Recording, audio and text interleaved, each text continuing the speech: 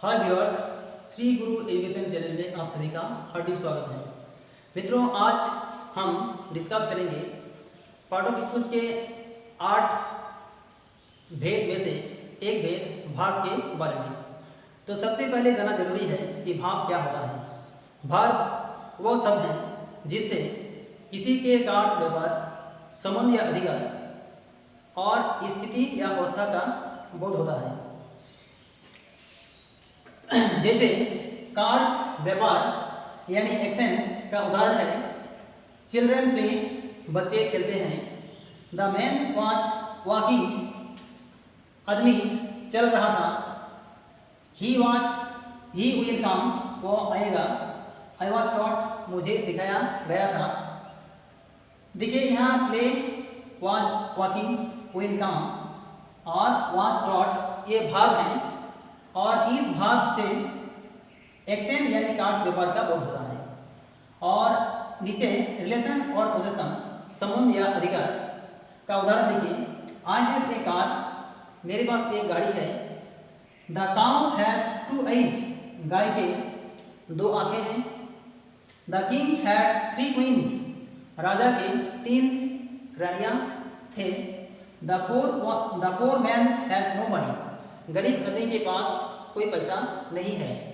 ये देखिए have, has, has यहाँ भाग है। तो इस भाग के द्वारा संबंध या अधिकार का बोध होता है। नीचे है स्थिति और अवस्था यानी स्टेट ऑफ बीइंग का उदाहरण। जैसे सीता इज इल और सीता इज टॉल, ऐसा भी कहा जा सकता है। यहाँ सीता का यहाँ इस भाग है और इस भाग के द्वारा सीता की स्थिति का बोध होता है कि सीता कैसी है। सीता इल है यानी बीमार है या सीता लंबी है। दूसरे वाक्य में दे आर हैप्पी, वे खुश हैं। तो ये आर भाव है और इस भाव के द्वारा स्थिति का बोध होता है कि वे कैसे हैं, वे खुश हैं। ही वॉज ए पोर मैन, वह एक गरीब आदमी था। तो वाज भाव है और वाज शब्द के द्वारा यानी इस भाग के द्वारा स्थिति का बोध हो रहा है कि वह आदमी कैसा था, कि वह आदमी गरीब था। He was a poor man. तो इंग्लिश भाग को मुख्य रूप से 2 भागों में बांटा जाता है। जैसे लेक्सिकल भाग और ऑक्सिलियरी भाग। लेक्सिकल भाग जैसे काम, गो, ईट, ड्रिंक, ये सब लेक्सिकल भाग हैं क्योंकि इन शब्दों का एक निश्चित शब्दिक अर्थ होता है, इसलिए ये लेक्सिकल भाग है। ऑक्सिलियरी भाग am, is, are, was, were etcetera ये सब हैं लेक्सिकल, ये सब हैं ऑक्सिलियरी भाग्स क्योंकि इन शब्दों का कोई निश्चित शाब्दिक अर्थ नहीं होता है। वाक्यों में प्रयोग के आधार पर इनके अर्थ बदलते रहते हैं। तो जैसे यहाँ लेक्सिकल भाग लेक्सिकल भाग का स्वतंत्र अर्थ होता है और वाक्यों में मुख्य क्रिया के रूप में प्रयुक्त होते हैं। इनके 5 रूप होते हैं। जैसे बेस फॉर्म यानी प्रेजेंट फॉर्म, जैसे काम, गो, ईट। पास्ट फॉर्म काम का फर्स्ट फॉर्म केम, गो से वेंट, ईट से एट। पास्ट पार्टिसिपल फॉर्म, काम का पास्ट पार्टिसिपल फॉर्म होता है काम, गो का गन, ईट का ईटन। और आईएनजी फॉर्म जैसे काम का आईएनजी फॉर्म होता है कमिंग, गो का आईएनजी फॉर्म होता है गोइंग, ईट का आईएनजी फॉर्म होता है ईटिंग। और एस या एस फॉर्म जैसे काम से कम्स, गो से गोस, ईट से इट्स। और ऑक्सिलियरी भाग, इनका कोई निश्चित शाब्दिक अर्थ नहीं होता है। प्रयोग के आधार पर इनके अर्थ बदलते रहते हैं। इनका प्रयोग टेंस, वॉइस, मूड, क्वेश्चंस और नेगेटिव बनाने में होता है। जैसे am, is, are, was, were, has, had, shall, should, will, would, may, might, can, could, do, does, did, be, been, will, must, ought, need, dare, used to, ये सब है auxiliary verb, क्योंकि इनका कोई निश्चित शाब्दिक अर्थ नहीं होता है, वाक्य में प्रयोग के आधार पर इनके अर्थ बदलते रहते हैं, इसलिए ये ऑक्सिलियरी वर्ब्स हैं। तो चलिए एक नोट देख लेते हैं। डू वर्ब का प्रयोग लेक्सिकल वर्ब के रूप में भी हो सकता है। डू वर्ब क्या है? ऑक्सिलियरी वर्ब है, लेकिन डू वर्ब का प्रयोग लेक्सिकल वर्ब के रूप में भी हो सकता है। जैसे चलिए एक उदाहरण से हम लोग समझते हैं इसको। आई डू माई ड्यूटी, मैं अपना कर्तव्य करता हूं। यहाँ डू का एक निश्चित अर्थ है, वो है डू मतलब करना, इसलिए यहाँ इस सेंटेंस में डू लेक्सिकल वर्ब है। दूसरे सेंटेंस में देखिए, डू यू नो मी, क्या तुम मुझे जानते हो। यहाँ डू का इस्तेमाल प्रश्न करने के लिए किया गया है, इनका यहाँ कोई निश्चित शाब्दिक अर्थ नहीं है, इसलिए डू यहाँ ऑक्सिलियरी वर्ब्स हैं। वाक्य में प्रयोग के आधार पर वर्ब्स को मुख्य रूप से दो भागों में बांटा जाता है, जैसे मेन वर्ब मुख्य क्रिया और हेल्पिंग वर्ब सहायक क्रिया। मेन वर्ब वाक्यों में अकेले या सहायक क्रिया के साथ आती हैं, जैसे आई एम ए बॉय, मैं एक लड़का हूँ। आई एम रीडिंग, मैं पढ़ रहा हूँ। ही विल डू इट, वह इसे करेगा।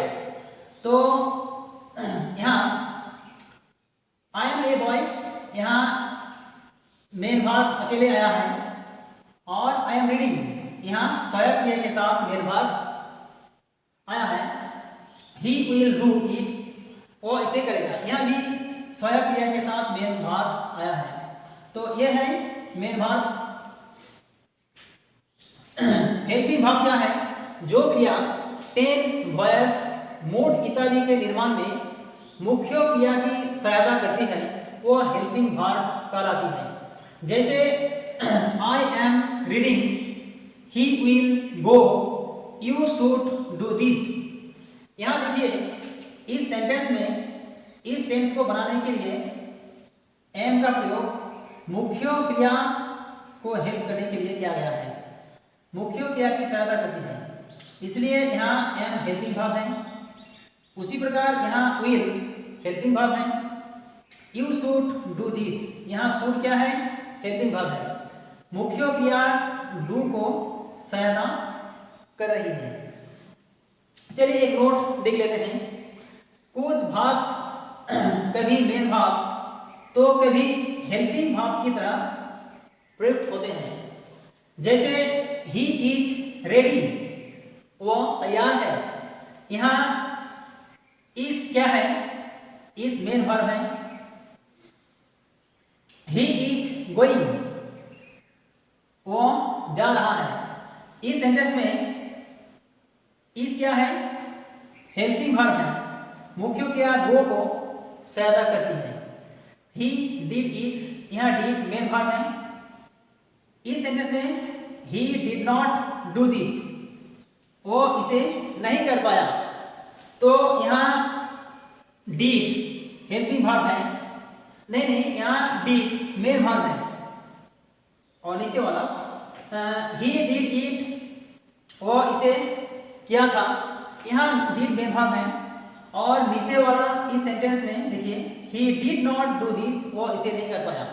इस सेंटेंस में डिड हेल्पिंग वर्ब है और डू मेन वर्ब। यहाँ इस सेंटेंस में डिड शब्द को क्वेश्चन बनाने के लिए किया गया है और मेन वर्ब डू को सहायता कर रही है, इसलिए यहाँ डिड हेल्पिंग वर्ब है। चलिए एक नोट देख लेते हैं। यदि किसी वाक्य में एक ही क्रिया हो तो वो मेन वर्ब कहलाएंगे। जैसे ही इज ए बॉय, वो एक लड़का है। इस सेंटेंस में एक ही वर्ब इज है, इसलिए यहाँ इज मेन वर्ब है। दूसरे सेंटेंस में आई हैव ए काउ, मेरे पास एक गाय है। तो यहाँ भी एक ही वर्ब है हैव, इसलिए ये हैव मेन वर्ब है। नोट नंबर 2, यदि वाक्यों में दो या दो से अधिक क्रिया हो तो सबसे अंत में आने वाला वर्ब मेन वर्ब होता है और अन्य हेल्पिंग वर्ब। जैसे आई हैव बीन रीडिंग, मैं पढ़ता आ रहा हूं। तो यहाँ हैव क्या है, हेल्पिंग वर्ब है, बीन हेल्पिंग वर्ब है और अंत में आने वाला रीडिंग मेन वर्ब है। दूसरे सेंटेंस में I have been a teacher, मैं एक शिक्षक रहा हूं। तो इस सेंटेंस में हैव हेल्पिंग वर्ब है और बीन मेन वर्ब। चलिए आप देख लेते हैं ऑब्जेक्ट ऑफ द वर्ब यानी क्रिया का कर्म। तो कर्ता के अतिरिक्त क्रिया का फल जिस शब्द या शब्द समूह पर पड़ता है उसे हम क्रिया का ऑब्जेक्ट कहते हैं। तो क्रिया प्राय ऑब्जेक्ट प्राय क्रिया के तुरंत बाद आता है और वह नाउन, प्रोनाउन, नाउन फ्रेज या नाउन क्लॉज होता है। क्रिया के साथ व्हाट और होम लगाकर प्रश्न करने पर जो उत्तर मिलता है वह उस क्रिया का ऑब्जेक्ट होता है। प्रश्न करने पर अगर कोई उत्तर नहीं मिले तो समझें कि अभीष्ट क्रिया का कोई ऑब्जेक्ट नहीं है। यहां देखिए राम ईट्स राइस, राम चावल खाता है।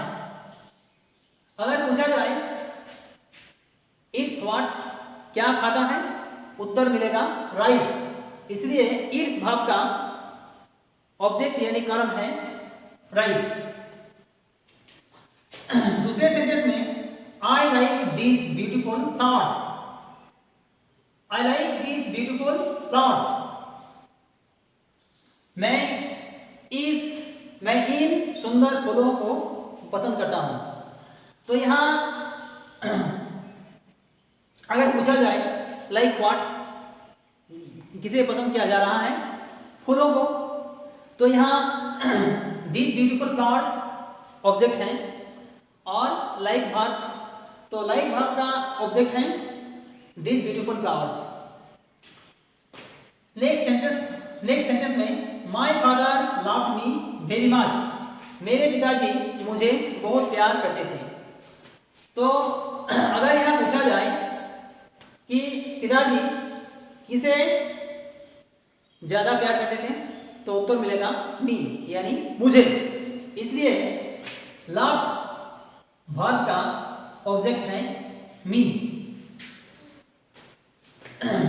ही is playing in the field, वह मैदान में खेल रहा था, नहीं, ही इज प्लेइंग, वह खेल रहा है, इन द फील्ड मैदान में, यानी वह मैदान में खेल रहा है। तो यहां अगर प्रश्न किया जाए प्लेइंग व्हाट, क्या खेल रहा है, तो इसका जवाब कुछ नहीं मिलेगा, इसलिए यहां प्लेइंग वर्ब का कोई ऑब्जेक्ट नहीं है। चलिए एक नोट देखते हैं, एक ही वर्ब के दो विभिन्न ऑब्जेक्ट्स हो सकते हैं, एक ही वर्ब के दो विभिन्न ऑब्जेक्ट हो सकते हैं। जैसे एक उदाहरण लेते हैं, ही गेव मी मनी, उसने मुझे पैसे दिए थे।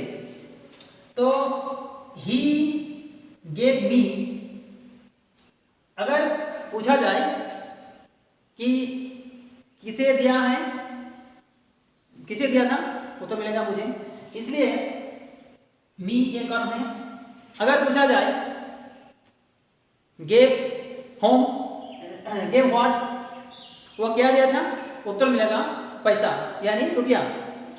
तो यहाँ मनी भी एक ऑब्जेक्ट है, तो सबसे पहला ऑब्जेक्ट होगा यानी डायरेक्ट ऑब्जेक्ट होगा मी, क्योंकि उसने मुझे दिया था। उसके बाद आता है उसने मुझे क्या दिया था, उसने मुझे मनी दिया था। पैसा दिया था। तो यहाँ मी है डायरेक्ट ऑब्जेक्ट और मानी है इनडायरेक्ट ऑब्जेक्ट। चलिए आप देख लेते हैं ट्रांजिटिव और इंट्रांजिटिव वर्ब यानी सकर्मक क्रिया और अकर्मक क्रिया। तो जिस क्रिया के साथ कर्म आता है वह सकर्मक क्रिया होता है और जिस क्रिया के साथ कर्म का प्रयोग नहीं होता है या कर्म नहीं आया है वह इंट्रांजिटिव वर्ब है। चलिए देख लेते हैं उदाहरण। राम ईट्स राइस, राम चावल खाता है। यहाँ अगर प्रश्न किया जाए कि राम क्या खाता है तो उत्तर मिलेगा राइस, इसलिए ईट्स भाग का ऑब्जेक्ट है राइस। तो जब इस क्रिया के साथ कर्म है तो ये ईट्स सकर्मक क्रिया है यानी ट्रांजिटिव वर्ब है। आई लव यू, मैं तुमसे प्यार करता हूं। तो अगर पूछा जाए मैं किसे प्यार करता हूं, उत्तर मिलेगा तुमसे, इसलिए लव का ऑब्जेक्ट यू है, इसलिए ये लव सकर्मक क्रिया है यानी ट्रांजिटिव वर्ब है। He has help my brother, उसने मेरे भाई की सहायता की है। तो अगर पूछा जाए कि उसने किसकी हेल्प की है तो उत्तर मिलेगा माय ब्रदर, इसलिए ये हैज हेल्प इस क्रिया का भी एक कर्म है, इसलिए ये हैज हेल्प सकर्मक क्रिया है। अब इंट्रांजिटिव वर्ब का उदाहरण देख लेते हैं। आई गो टू स्कूल, मैं स्कूल जाता हूँ यानी मैं विद्यालय जाता हूँ। यहाँ देखिए अगर पूछा जाए मैं क्या जाता हूँ, ऐसा तो सवाल भी नहीं होता है, और किसे जाता हूँ ऐसा भी सवाल नहीं हो सकता है, इसलिए इस भाग का कोई ऑब्जेक्ट नहीं है यानी ये गो, यहाँ इस सेंटेंस में गो इंट्रांजिटिव वर्ब यानी अकर्मक क्रिया है। नेक्स्ट सेंटेंस में he gets up at 5 of the clock, वो 5 बजे उठता है। यह इस सेंटेंस में भी गेट्स अप इस भाग का कोई ऑब्जेक्ट नहीं है, इसलिए ये गेट्स अप भी इंट्रांजिटिव वर्ब यानी अकर्मक क्रिया है। राम वॉक्स इन द फील्ड, राम मैदान में चलता है, मैदान में चलता है। तो यहाँ वॉक्स वर्ब का भी कोई ऑब्जेक्ट नहीं है, इसलिए ये वॉक्स वर्ब भी इंट्रांजिटिव वर्ब है यानी अकर्मक क्रिया है। ही रैन फास्ट, वो तेज दौड़ा था। यहाँ भी कोई कर्म यानी ऑब्जेक्ट नहीं है, इसलिए ये इंट्रांजिटिव वर्ब है। रन इंट्रांजिटिव वर्ब है। द बेल रैंग लाउडली, घंटी जोर जोर से बजी थी। तो इस सेंटेंस में भी कोई ऑब्जेक्ट यानी कर्म नहीं है, इसलिए ये रैंग इंट्रांजिटिव वर्ब यानी अकर्मक क्रिया है। नेक्स्ट सेंटेंस में आई स्पीक टू लाउडली, मैं बहुत जोर जोर से बोलता हूं। तो देखिए इस सेंटेंस में भी स्पीक वर्ब का कोई ऑब्जेक्ट नहीं है, इसलिए ये स्पीक वर्ब इस सेंटेंस में स्पीक वर्ब इंट्रांजिटिव वर्ब है। लास्ट एंड फाइनल सेंटेंस है द ग्लास ब्रोक, गिलास टूटा था। तो इस सेंटेंस में भी कोई ऑब्जेक्ट नहीं है, कोई कर्म नहीं है, इसलिए ये ब्रोक इंट्रांजिटिव वर्ब यानी अकर्मक क्रिया है। तो व्यूअर्स आज का लेसन यहीं तक। अगर वीडियो अच्छा लगा तो वीडियो को लाइक और शेयर कर दीजिएगा, और अगर चैनल में नए हैं तो चैनल को सब्सक्राइब कर दीजिए। Thank you so much for watching.